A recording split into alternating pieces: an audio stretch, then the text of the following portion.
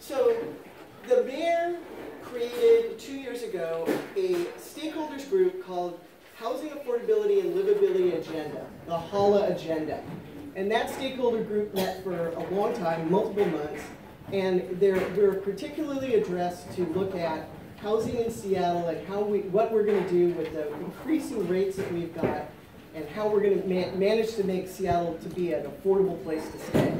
So I'll use the word HALA and I'll use the acronym MHA. Go ahead to the next slide. The HALA goal was 30,000 new market rate homes and 20,000 of those being at affordable rates. And we'll talk a little bit later on about what affordable means. And basically when I say affordable housing, it's really rent restricted, subsidized type housing. So when you hear me say affordable housing, that they want to create 20,000 affordable units, that's subsidized housing. And the MHA program has a specific goal of 6,000 of those. So that is the one element of HALA that we're talking about, is this affordable stuff. Go ahead. You know, so you're going to kind of miss, I don't know why it's also not showing the whole thing. Over there we've got little bubbles that will help you refer to the things that we gave you in your packet. So that first one, it's a very nice summary, and thank you to the city for helping support this. Even though this is all pulled together by community members, they did give us all these handouts and the formal presentation material. So this is something you can take home and read. It will give you a more detailed description, a clearer description than I can probably give of what MHA is. So this is that first bubble up there. But I continue to call it grand bargain. Go ahead, because what the grand bargain is, as HALA was winding down its stakeholder work, the mayor came together with some developers, both nonprofits and for-profit, and he struck what was called the grand bargain. So a copy of the grand bargain is on the wall back there, and it's 3 pages that basically say, we are going to give people who develop in the city, whether it's nonprofits or developers, we're going to give them some additional capacity, which means additional height, an additional area that they can build on a lot, in return for a requirement that they include affordable housing in their project, or they pay into a pool for that affordable housing. So I'm going to make sure that's super clear to everybody. Every time, if this legislation goes through, every time somebody builds on one of the lots that's been affected by MHA, a zoning change created by MHA, that developer will have to pay a percentage into a pot of money, or he will have to provide a percentage of units on his piece of land. And right now the numbers are around, I'm going to use Morgan a lot as an example because we're sort of like a middle of the road urban village. Our percentage is 7%. So if somebody built a 100-unit apartment after these zoning changes go into place, a 100-unit apartment, that developer would have to put in 7 affordable housing units. The rest of them he can rent at market rate, but those 7 are going to be retained and tracked by the Office of Housing for 75 years, and the rents have to stay at an affordable level, and we'll define affordable a little bit later. So that is really the key thing. If you own a piece of property and you don't develop it, you don't pay anything into the pot. It's only if you actually develop it. So that's, and it's mandatory. There's a couple of small provisions of ways to wiggle out of it, but it's mandatory everywhere. And so where it will go is everywhere that there is low-rise, commercial, neighborhood commercial, multifamily zoning, and inside urban villages, it will also go where there are single-family zoning. They're recommending to change the single-family zoning inside urban villages to be different things to capture that ability to go more dense and build different kinds of style to get affordable housing. So I'm just making sure you know where it is. We'll see a map in a little bit here too. So that ability to, when you upzone, that is what's giving us the capacity to offset. The city believes that it will increase housing choices throughout the city, and this is also a program that's used in the state by other cities. So Seattle's one of the later ones to come to this. Okay? So there's only two slides in here that should scare you. This is one of them, right? And it's only because it's just like math, and I don't do math standing up very well. So this is one of the handouts, and what this one is area median income and affordable housing definitions. And so this will help you understand who this is going to help, right? In an area like Seattle, they do calculations to get to something called area median income, AMI. And when they arrive at that number, what the number represents is that half the people in that area make more than that number, and half the people in that area make less than that number. So the number for Seattle is set, okay? And then affordable housing is 60% of that number.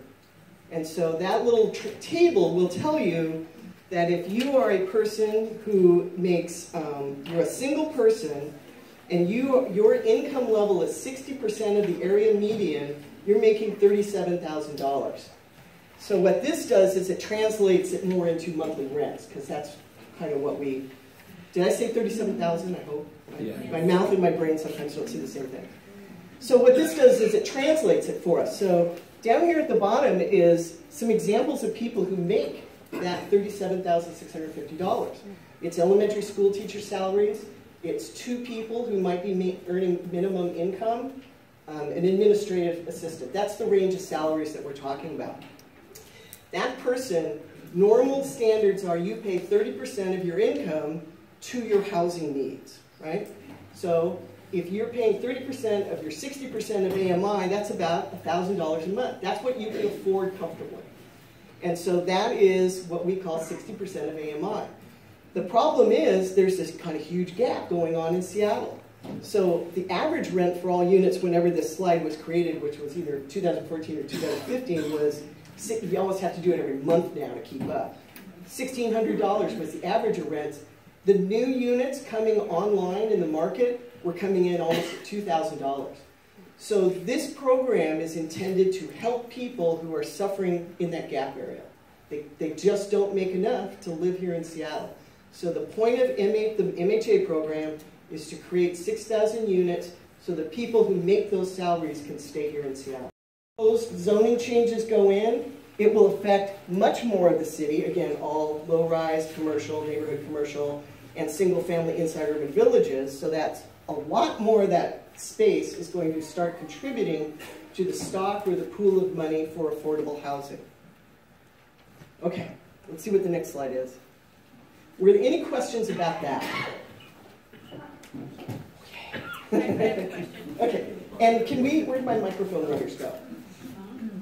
Where's the microphone? Okay. We hit the microphones. Who had questions? It's a hard room to get everybody here. So Deb, over here. Come on over here. So that I can... We're going to kill each other. So my question is, the 7% that's put in from the developers, that's if it's not allocated towards actual development on site, how is that divvied out? The Office of Housing will do that, and what they're going to probably be doing is creating a large pool, and the neighborhood, or the nonprofit folks and who use funding can tap that pool. And one of the things that the city thinks is important to point out is that they can leverage those dollars, because then they can use the money that's in that pool to match up with federal funds. So for every dollar that goes into the pool, they can leverage $2 more. So is that what people are currently dealing with the voucher, where they're having a hard time getting in because they have to wait for them? We do not have enough of those. That's exactly it. Okay. So the voucher program, we would be giving 6,000 more units into the thing. One question here. Cindy, thank you. For the grand bargain, is that just giving developers potentially more building space, or is there a potential for funds, grant funds and things like that? Well, HALA has 65 other little things going on. So probably in the HALA stuff there is. And we could do a whole 2-week session on HALA. But this is just one piece out of HALA.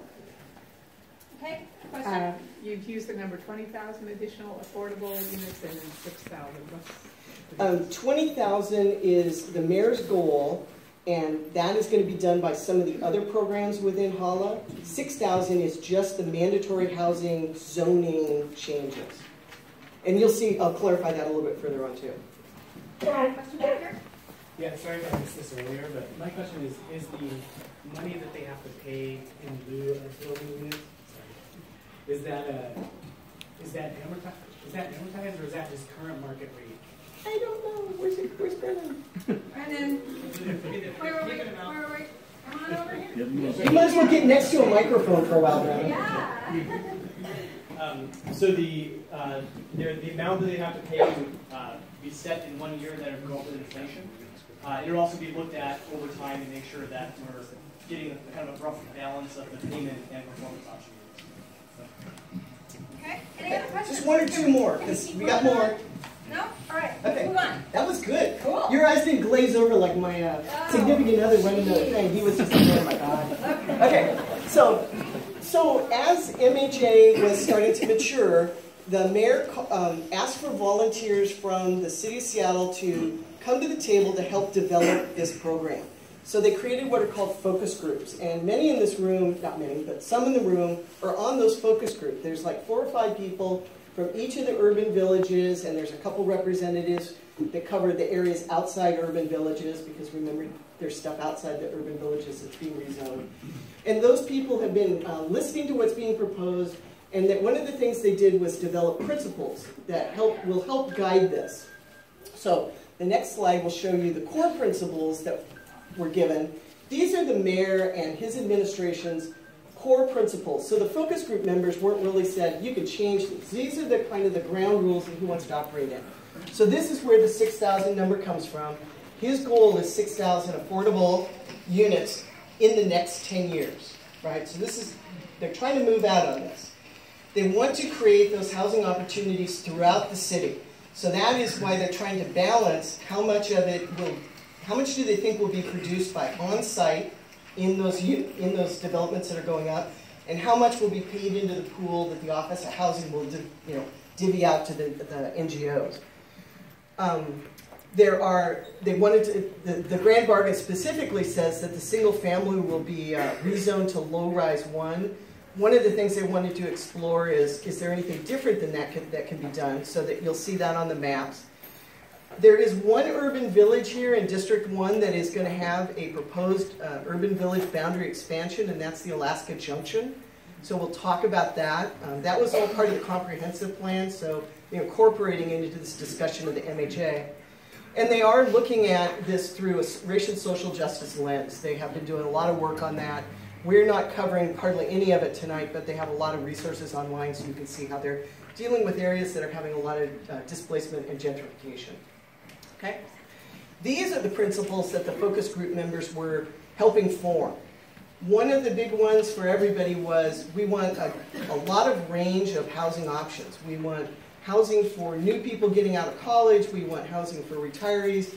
But we don't want to lose the housing that is friendly for families, the 2 and 3 bedroom apartments, because in some places you just don't see those constructed. So they wanted to make sure this program would encourage that. There was a real emphasis on, let's have transition. In the Alaska Junction, you have the zoning that allows you to go up to 75 and 95 feet, but see that there's transitions as you go into the less dense areas, sort of a normal step down. There was a look at, even though you have parks and you have other amenities inside the urban villages, some of those are outside the urban villages. And do we want to think about what the density should be like? Should it be different in those areas that are close to parks and other amenities? Some neighborhoods have urban design guidelines that they've written specifically for their urban villages, and so that was a consideration, so that your urban village develops along with how your original neighborhood plan thought your neighborhood was going to develop. And the key about the expansion was that the city made its proposal for the urban villages around a 10-minute from frequent transit service, not just every bus line, but if you live near frequent transit service, that was why the Alaska Junction was picked for a boundary expansion. Okay? So now we're going to get into some of the zoning discussion. Hold on to your hats. So this is not the greatest picture. I think my projector is dying. And so I'm going to start over here.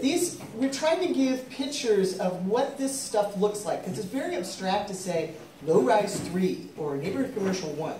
So over on the far side is what low-rise 1 looks like. So there are multifamilies got 3 classes, low-rise 1, low-rise 2, low-rise 3. So low-rise 1 is sort of like your duplexes, maybe a triplex. It's usually townhomes. It's not very dense. If you come to low-rise 3, that's the most dense of the neighborhood zoning types. That's where you start to see condos, apartments. They're usually in the 30 and 40 and 50-foot zones. So you see blocks of buildings. Neighborhood commercial uses the 2 words that are really the right thing. It's multifamily, and below it is your commercial. So that's where restaurants and small shops are underneath the condos or the apartments built above it. The new piece, there's a type of zoning that's existed in the city for a long time called residential small lot. And so it's very much like cottage housing, right? So it lets you, it's similar to low-rise, but it's got a little bit different characteristics to it, but it ends up looking like cottages on a lot. So we'll talk about that a little bit since that's so new to everybody. The next chart is the second one. I told you that don't blow up your brain. We have these at the tables because some people go, well, I kind of get the idea of what low-rise 3 is, but how tall can that be? So for every zone, there are characteristics that tell you how much of the lot can you cover with the building? How far does it have to be set back from the lot edge? How high can it go? What's the pitch of the roof? So those details are there for people who really want them. But for you, we gave you in your handout something that's a little bit more friendly. It's Guide to Housing Options. And it just summarizes the, what are the general characteristics of these different types of zoning. MHA is proposing some different changes. So if you're one of those wonky, love to look at the details, you'll be able to see that when you get out back to the map tables. Okay? We are ready to go into reading the maps. Is there any more clarifications before we get to what's going to get you back at the table here? Questions? Anybody? Okay, no, that's good. Don't encourage them. I'm just making eye contact. Okay. let me remember what this says. Can I ask you a question? See, okay, yeah, there's a good, this one you might actually want to get out. So this is the how to read the maps, right? So this is what we're going to cover in a little bit of detail here. Okay, Ron, let's go. I have 2 projectors here, we picked the one that was brighter when we started. So that's about what they look like though. So the maps will have a bunch of indicators. It's just like reading any legend. And so the good thing, next, is that each map has a legend. And so when you get to your tables, we have 11 by 17 maps that you can take home of your urban village. They just weren't here when you guys were checking in. So you'll be able to have, I don't have it, but it does really have that legend across the top. So it'll remind you when you go, what was that crosshatch stuff? You'll be able to reconstruct what it was. So go ahead. So the first thing is, where does MHA apply? And this is important because the white line indicates the urban village boundary. That's important for 2 reasons. Because inside the urban village is where single-family changes, so you'll see the suggestions that they're making. The other is that the rules for low-rise change depending on if you're inside or outside the urban village. So as we were doing those 3D models, I had to keep referring back to, let's see, inside an urban village, low-rise 3 is 50 feet, but outside an urban village, low-rise 3 is only 40 feet. So they're, inside and outside the urban village makes a difference. The thing you can't see on here very well is for the Alaska Junction folks, if you see a dotted yellow line, that's that proposed expanded urban village. So we'll point that out to anybody who's over at Alaska Junction interested. Next. So this is the key. Thank God you can see this. This is good. Now this is, all you need to see is the white stuff. This is hilarious. Maybe, how long would it take to change? Well, it'll probably take 10 minutes. Well, we'll fight our way through it. Okay, so when you're looking at the map, every one of those little blocks has got this type of writing on it. The first part, single family, is what that lot is currently zoned, not lot, but that area, is currently zoned at. Then you have the bar, and then it says something else, residential small lot in this case. So that's the proposed zoning change. So in this case, if you were looking at that block, that would tell you that that whole block is proposed to go from single family to residential small lot. Okay? It's consistent throughout the whole map. It's very easy to read. The M at the end of it goes back to how much the developers are going to give or produce.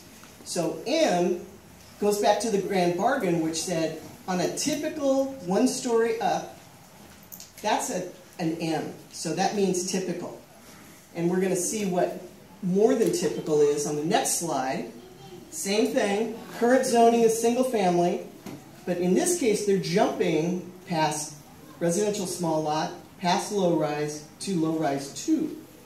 So that is indicated M1. That means that when you go to a table of what people have to produce, which is in your packet somewhere, but we're going to talk about it again later, they're going to give a more percent. So in Morgan, M is a 7% give, M1 is an 8% give, and M2 will be a 9% give. So it's on a sliding scale. That was the hardest thing for me to get through. So, clear on that?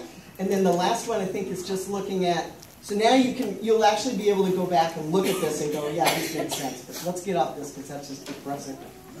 Oh, this is terrible. Should we switch? Yeah, let's switch. Can you make that magic happen? Huh? Maybe the cable. Yeah, wiggle the cables for a while. I'll tell you a stupid story. I'm sitting there and we're hour 5 on a 20-pound turkey, and I'm going, why is this not cooking? It's only 130 degrees. And so the engineer brother who's visiting says, did you check your probe? So yes, that was the problem.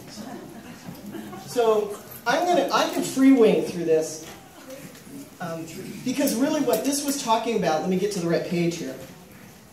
I want to cover a little bit more about residential small lot because you'll see a lot of the single family being suggested to go to that. And also people have, in some of the other, I picked this slide out of the city's presentation specifically because people go, oh my God, I'm going to have to build apartments on my lot. What this means is your zoning will change. You do not have to do anything.